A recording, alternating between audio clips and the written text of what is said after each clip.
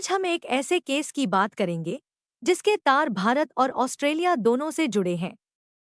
यह कहानी न सिर्फ सस्पेंस से भरी है बल्कि ऑस्ट्रेलिया पुलिस की प्रभावशाली जांच को भी उजागर करती है।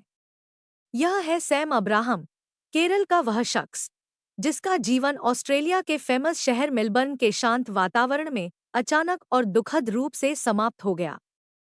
तो आइए जानते हैं क्या हुआ था सैम के साथ। इस रहस्यमय घटना की पूरी सच्चाई जानने के लिए यह वीडियो अंत तक जरूर देखें।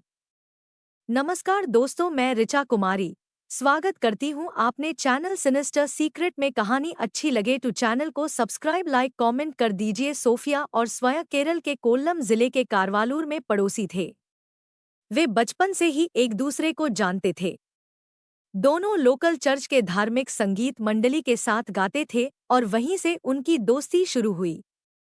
कोट्टायम, जो कोल्लम से लगभग 100 किलोमीटर दूर है, वहां के कॉलेज में उन्होंने साथ में एडमिशन लिया। यहीं से उनका रिश्ता और भी गहरा हुआ।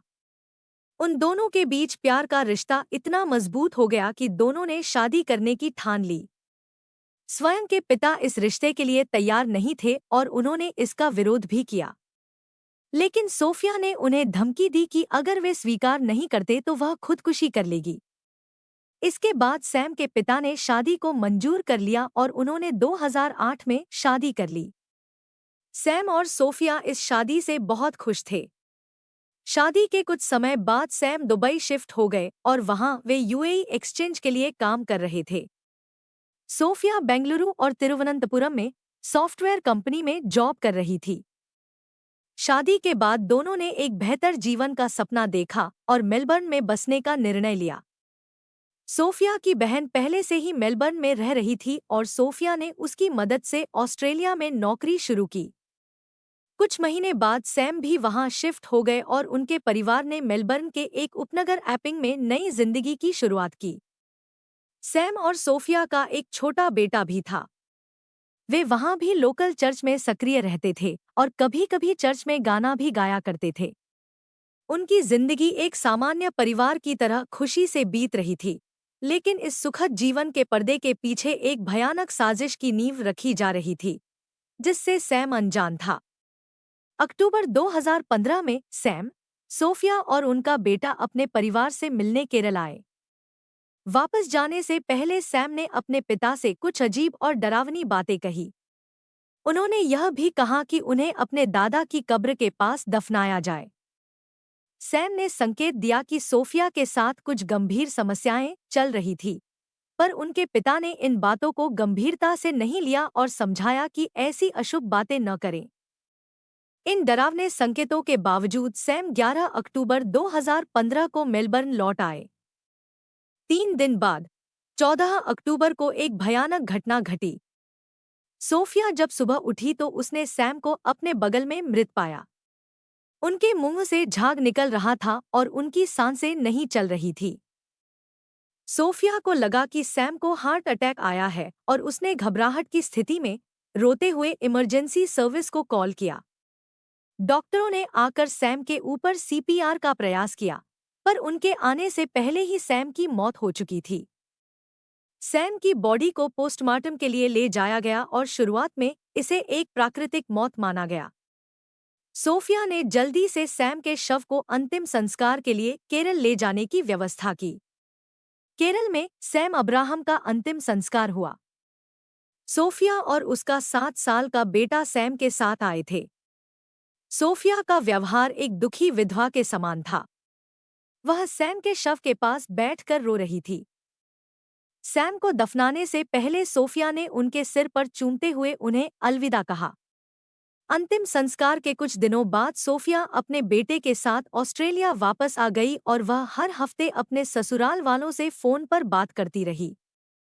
सोफिया के इस अपनेपन वाले व्यवहार की वजह से कभी भी सैम के पिता या उसके घर वालों के मन में कोई संदेह नहीं आया।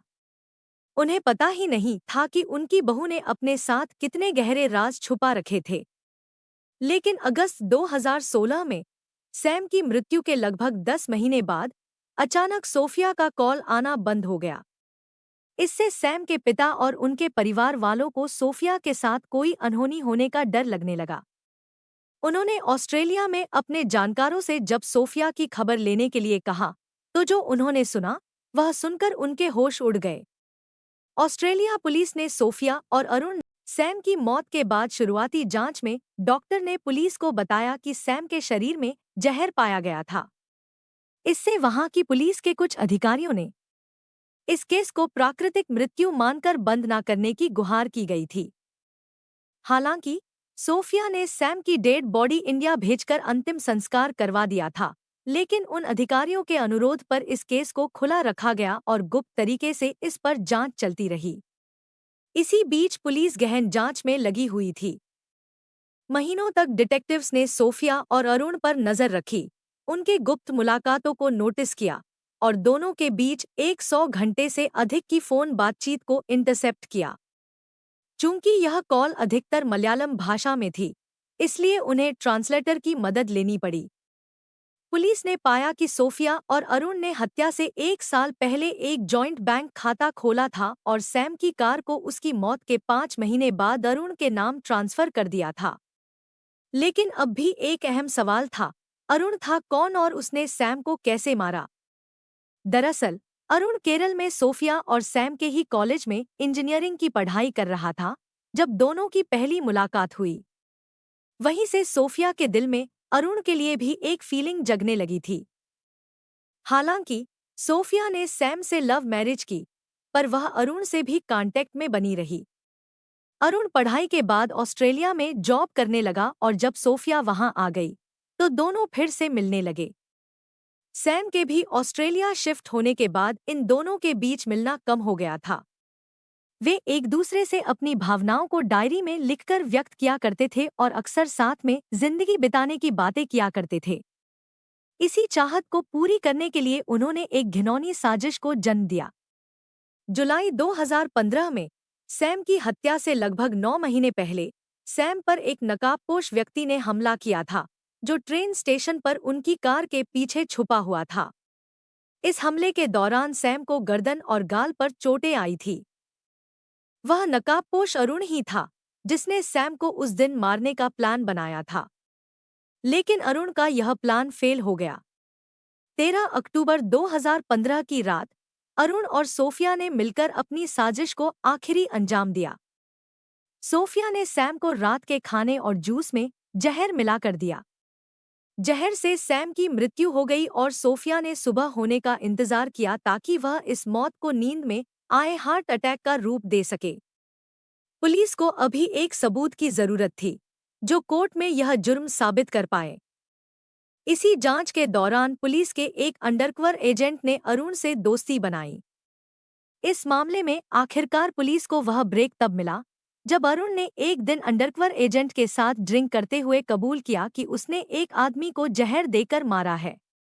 10 महीने की इस जांच के बाद आखिरकार पुलिस ने अगस्त 2016 में सोफिया और अरुण को गिरफ्तार कर लिया। कोर्ट में कई दिन तक चली दलीलों के बाद जज ने सैम की हत्या को एक गंभीर अपराध बताया।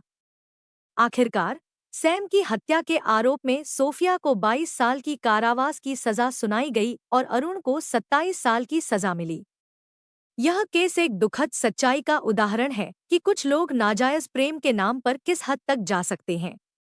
यह विश्वासघात की एक ऐसी कहानी है जो मेलबर्न के शांत उपनगर में उभर कर सामने आई, एक ऐसी घटना जिसने एक छोटे बच्चे को पिता के बिना, माता पिता को बेटे के बिना और एक पूरे समुदाय को सदमे में डाल दिया। दोस्तों, इस कहानी को सुनाने का उद्देश्य आपका दिल दुखाना नहीं, बल्कि आपको जागरूक और सतर्क करना है। इस वीडियो में अपना कीमती समय देने के लिए आपका धन्यवाद। आप जहां